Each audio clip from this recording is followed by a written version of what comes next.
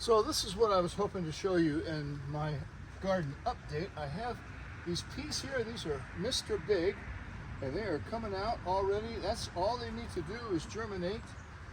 Not every one of them has germinated, but I've got this net up here. Last year, I didn't stake these, and it was a mistake. I know we would have had a better harvest.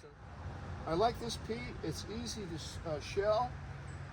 There were supposed to be 150 seeds in the packet, and it ended up there were 168. I'm not saying 168 will germinate, but that's how many were in there. So Seeds and Such knows what they're talking about.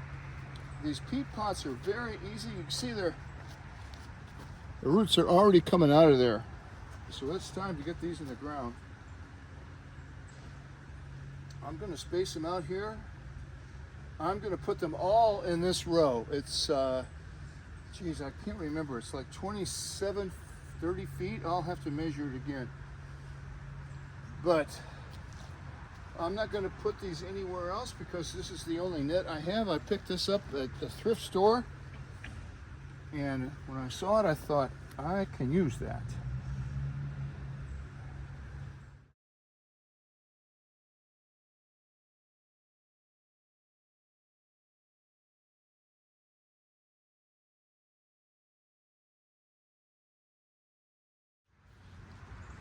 I had no intention of planting this whole bed in onions, but I don't think I have a choice with, I mean, I have a choice. I could not plant them, but that would just be wasteful. So I'm going to use my multi-dibbler here and get these onions in the ground today.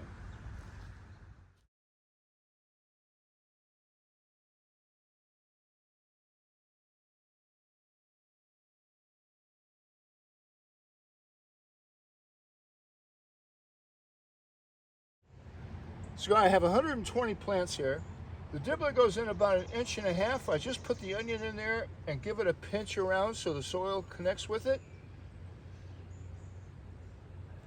Or I squeeze each side, and that came out exactly 15 rows of eight plants, 120 onions. I forgot the exact spacing here. I think it's either 4 or 6 inches. I think it's 4 inches. That doesn't look like a foot there. But I'm going to use that same spacing to plant these carrots. I'm going to make a nice wide opening with this stick. I think I'll just edge on this side of the openings. I think I have a lot of carrots to plant. So on this one, I'll just use the spacing between them.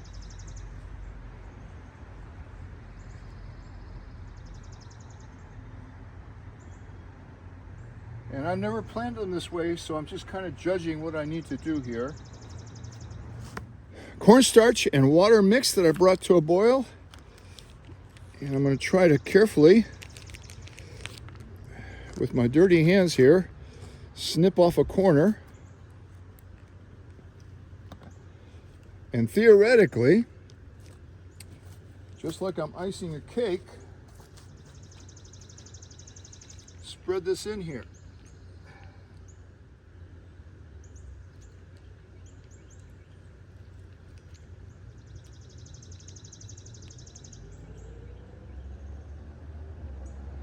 I'll still have to thin these.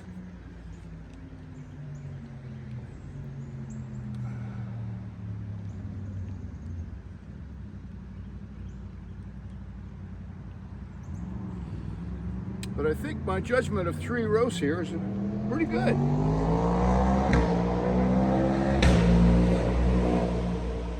Well, I'll be glad when my microphone comes in. It's supposed to be here tomorrow.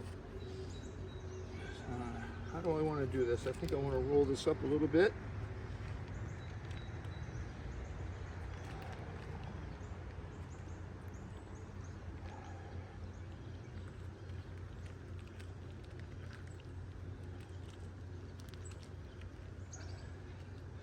So that's good to know. This is 4 cups of water, 4 cups of water, half a cup of cornstarch. And I My rows here are 36 inches wide. So I'll carefully put some dirt back over that. I could see that some of the seeds had already swollen, so I don't think it's going to take the normal 10 days or so for this to germinate.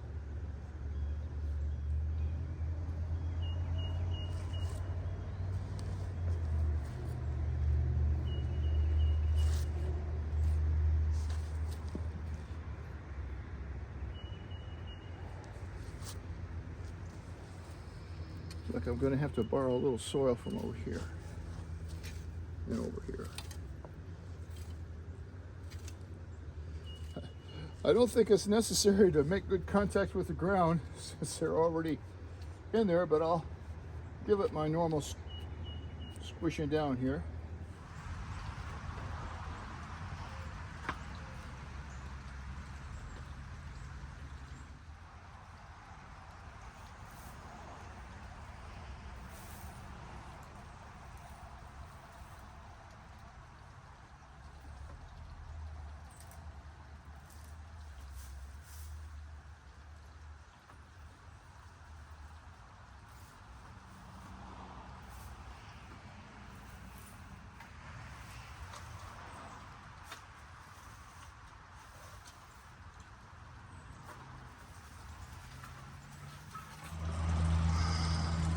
Well, I was able to get most of it off, not all.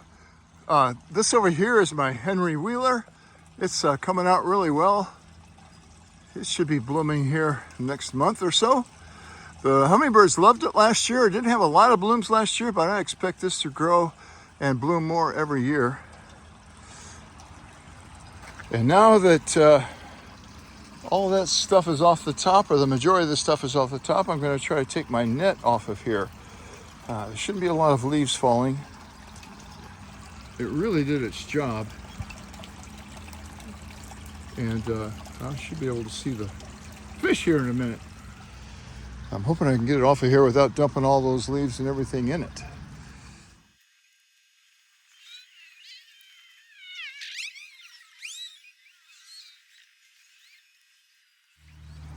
Oh, I'm pretty happy with those results. I didn't go in, and neither did a lot of the trash. I want to show you this real quick. This is an American praying mantis nest egg. Those are the good ones. I didn't see any of the egg sacs from those big Asian praying mantis that are invading the country. I only saw one of them last year, and well, I think two, and I destroyed them right away. So hopefully there's not a lot of those praying mantis egg sacs around.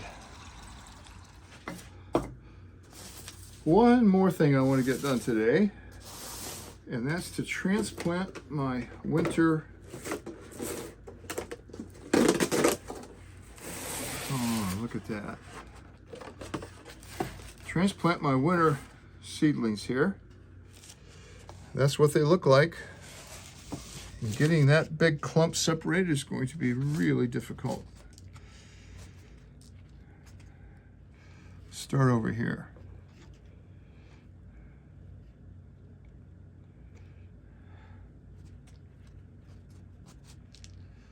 You'll have to excuse my dirty fingers and hands.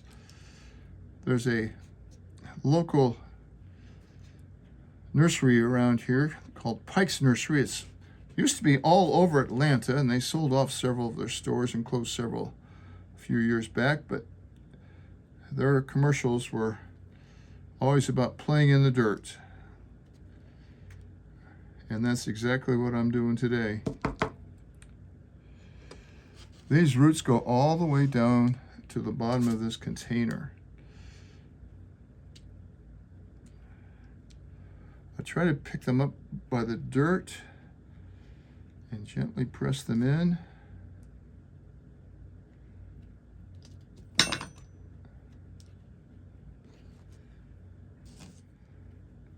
I feel a lot better about some of them than I do others, and of course I have no idea what I'm transplanting here. I'm putting them in some more seed starter, but I've added Osmocote Plus fertilizer here. It is a 15, 9, 12 mix. All right, there's 2 of them in here.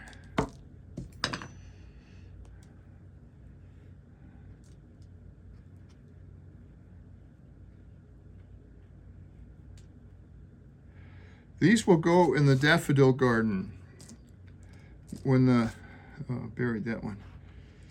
When the daffodils die back, I'll know where they are, and I'll put these in between them.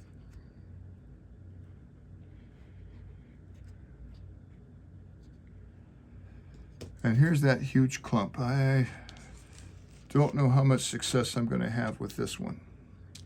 Look at the roots hanging out of the bottom.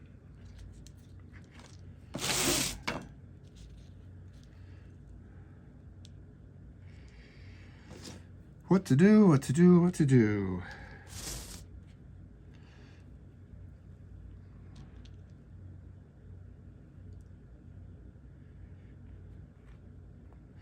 All right, that's the procedure. I'll get these potted up and put them under the lights, give them a good watering. I need to fill a couple more of the peat cells, but I'm going to call this garden update finished.